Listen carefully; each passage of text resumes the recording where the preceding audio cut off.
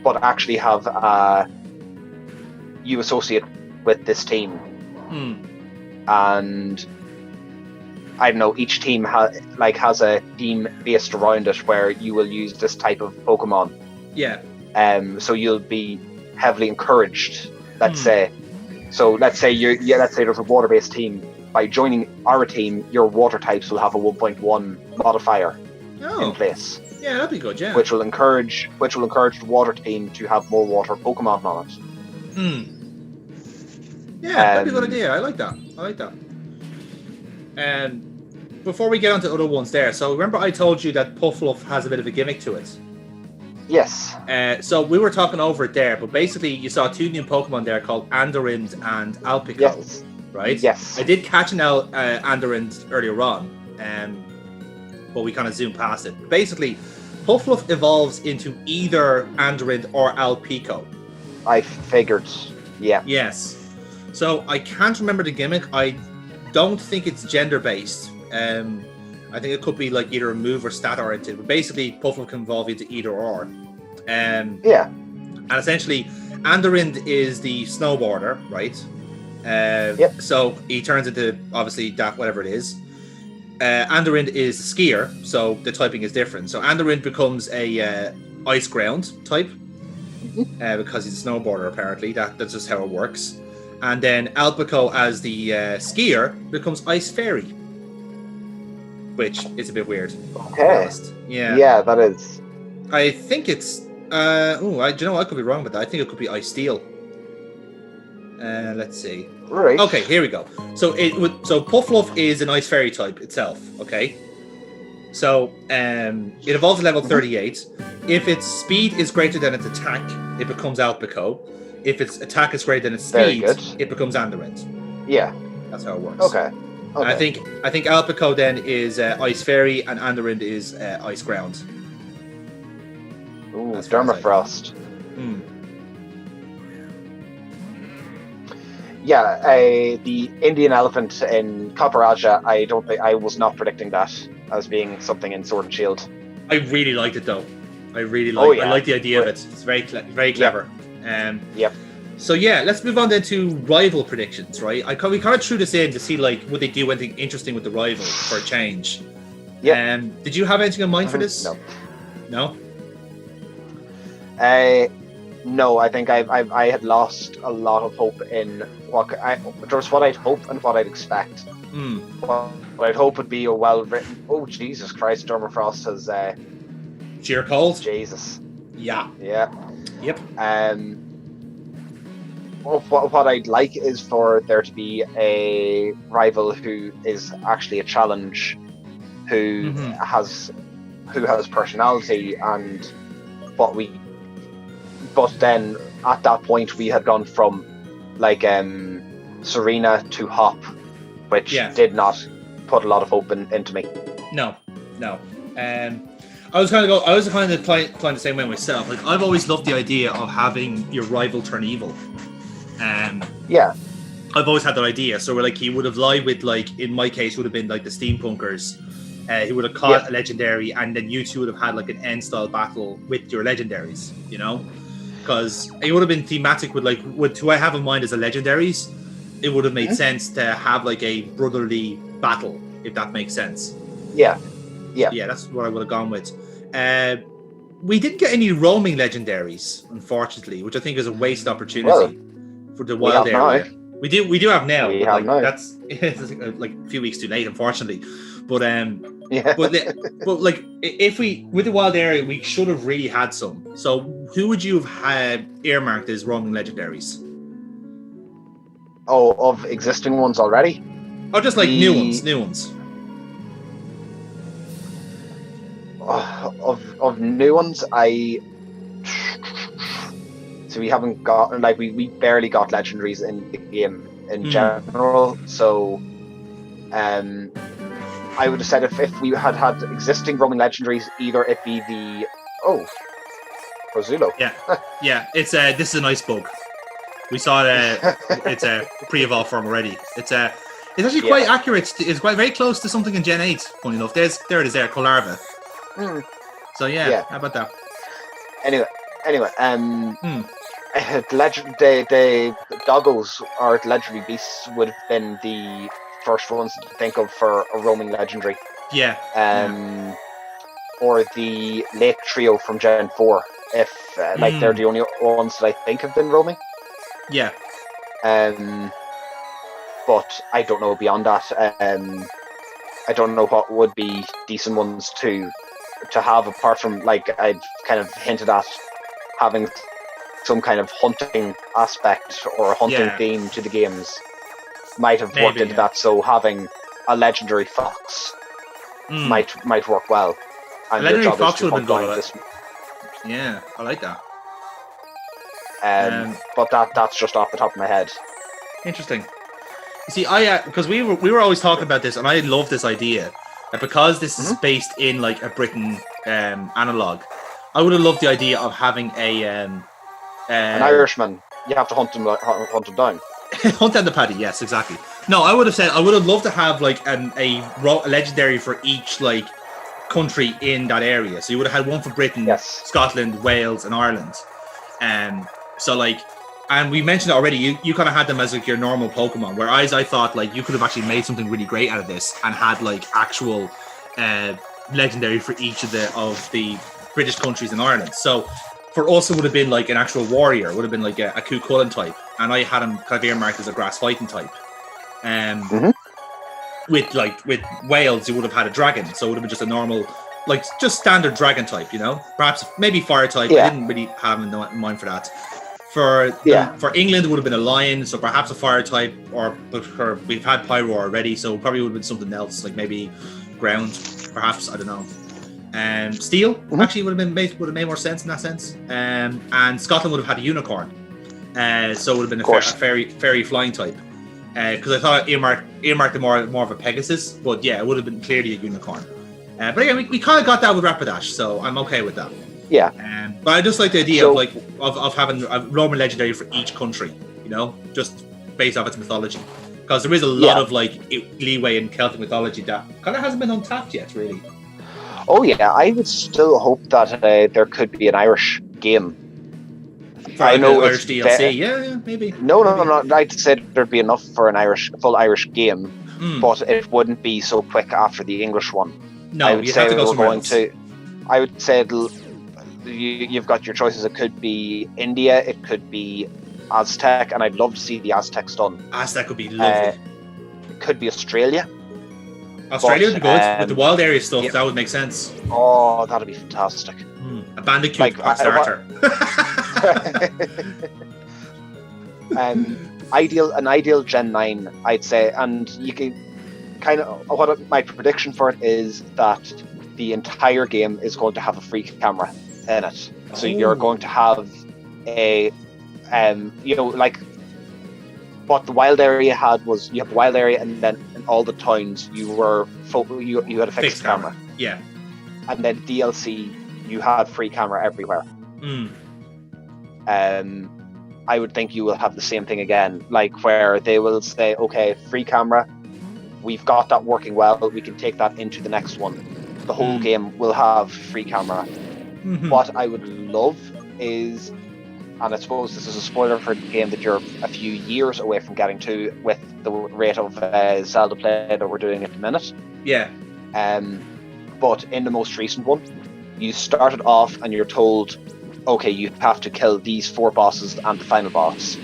You can take them in any order that you want. Okay. So if you want, you can just beeline it to the final boss and get your ass handed to you. Yeah. Or you could actually play the game. Or you could actually just go and play the game. And I would like to see from the wild area, all of the towns are open and can be reached at any point unless there's plot preventing. So I'd like that a lot. Because then, you could do a lot of things story-wise with that if all the towns are open immediately. If all the towns are open immediately, but some might be locked off because of plot reasons, or some might be like, oh, the gym leader isn't here right now. Yeah, and that's where your plot is. So maybe have the first, even like you saw how we had it, have first 3 gym leaders, your intro, before you make it into the wild area. And then once you hit the wild area, you can finish the last 8 gym leaders in any order that you want. The gyms will be adjusted according to level. With the assumingly the final gym is kind of locked off as being this is going to be where the last one is. Yeah. That would be good. Yeah, that's a good idea actually. I quite like that. Last thing. 3, 2, 1. Yep. So I would. Yeah. I'd love to see Gen 9 have just automatic free camera, free roaming area, and lock it off to plot at points. But by and large, you have total control. Yeah, I like that because it means you could have done something with the character, as if like the character has like the player, you have some sort of like responsibility or a role, almost like you're a ranger or something like that. Yeah, I like that idea.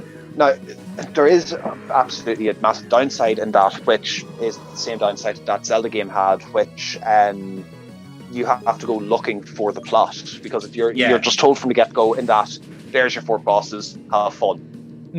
That's it. Like you kind of have to do things yourself, really. Yes, exactly. So I don't know. I doubt we're going to get anything. You're going to get anything that far, but you can dream.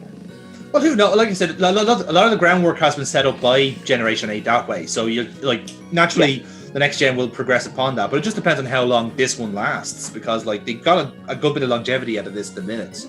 Who knows? One thing that I love, and like the Calyrex quest kind of shows it. If they were to give something like that, and again, if we were to take your example of the roaming legendaries, would be, I would say Calyrex is the English one. Yeah. If they were to put out another DLC which covers the other 3, where there is plotline to get to these legendaries, and you can make it into a story unto itself. Yeah. Like Gen 5 is the one that I'm thinking of with this, where the Swords of Justice are kind of a side. They're a side quest. Yeah. But there is plot to getting to them. Yeah, no, that makes sense. That's a good way of putting it. So then here's the fun one. The legendaries. Right, so Sword and Shield legendaries. Who did you have earmarked as your legendaries? We obviously got the good boys. We got the doggos, which is Zacian and Zamazenta. Did I give an answer in this before? No. It didn't. Then I don't know. I would have said I think my 4 picks were going to be the 4 national animals of the UK. Okay, fair. I would have left it as quite as boring as that. That's fine. I have to say, Nessie. This is Nessie. Yeah, Nessie would have been nice. I would have liked Nessie. I have to say, I'm not going to blow my own trumpet here, but I got very, very close to the right answer. So none. No. What I did was I realized, because I was thinking about it and kind of looking back at like what mythology they were basing stuff off already, and I noticed that they hadn't touched any Roman mythology yet. So what I thought was, what would have been a really good idea, seeing that we have Sword and Shield, right? So immediately I'm thinking, well, it could be fighters or warriors or something like that, right? So I'm thinking, if they go Roman mythology, they could go off Romulus and Remus, who were the 2 brothers that like created Rome. So I was thinking, that makes complete sense. You could do it that way. So my mindset was, yes. So they're actually going to be fighters. Like one's going to be a gladiator and one's going to be a centurion. So the gladiator is the sword legendary, and naturally he's attack minded, and then the centurion is more defensive. He's shielded. They both would have been ghost fighting. Because I just got dizzy following around that path. Yes, I know. We were going around at the speed of sound. But yeah. All right. So sorry. You thought one being a foot soldier and another being a centurion. Pretty much, yeah, and both Roman themed. But again, consider that essentially the 2 dogs were actually more like closer to the mark than what I was doing, because like obviously the story of Romulus and Remus is that they were kept alive by sucking off the teeth of a wolf. So like that's like so the fact that they were both wolves and like were essentially equivalent of brothers, really. It worked out a treat. It was perfect.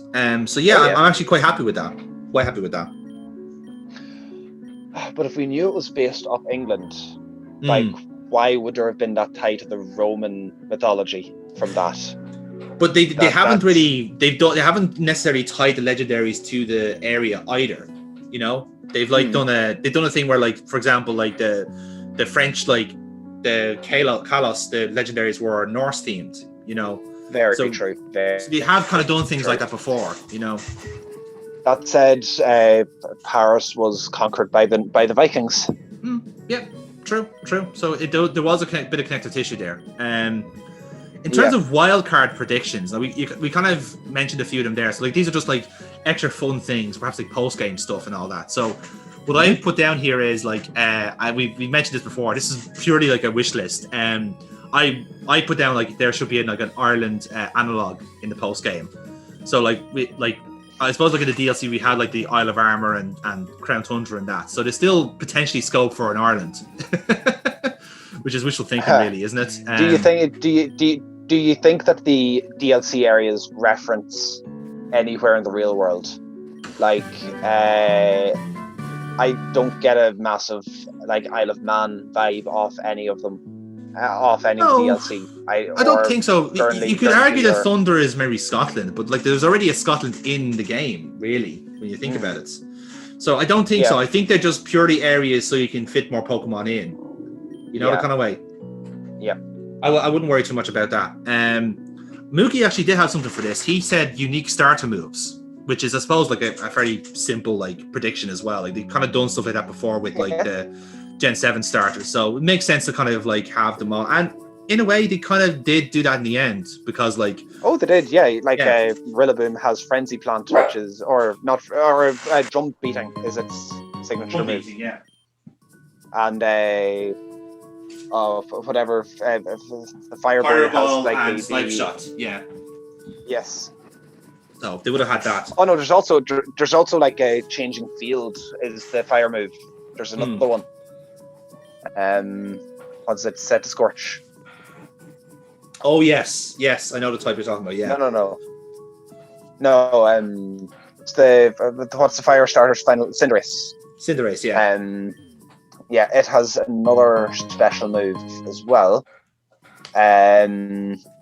Court Change. Oh, Court Change, yes. Yes, no, that I would say I haven't followed the I haven't followed the competitive scene at all, but it is fairly fucking broken. In that sense, yes, very much so. Because like any battle effects that you put in swap sides, so you could. Yeah, like, you could literally just like nick everyone's buffs. Yes, exactly. Oh, you just set up spikes on me? Well, screw you. Yes, indeed. Change places. What fucker? Yeah. What would have been good as well? Who had Set to Scorch at the end between us? Was it Mookie? Cinderella. Who did that have? I think Mookie did. Yes, because I was going to go for the water starter, and you were going for grass. Oh, hey, here's Theo. Okay. Yeah. Oh, look, he's got new clothes. He looks completely different. Does he? Yes, he's the character model has changed. You'll notice when we battle him, he's actually grown up a bit. Yeah. Trust me on this one. Oh, Mega Evolution. Yes. Sorry, they just said there's Mega Evolution here. Indeed. Ooh, this gym challenge is taken in pairs. How convenient. Isn't that well?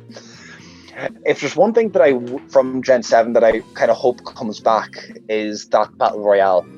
It was implemented okay, but the DS's limitations killed it. Yeah. Like, it got so laggy so quickly because there was 4 things being animated at the same time. Yeah, exactly.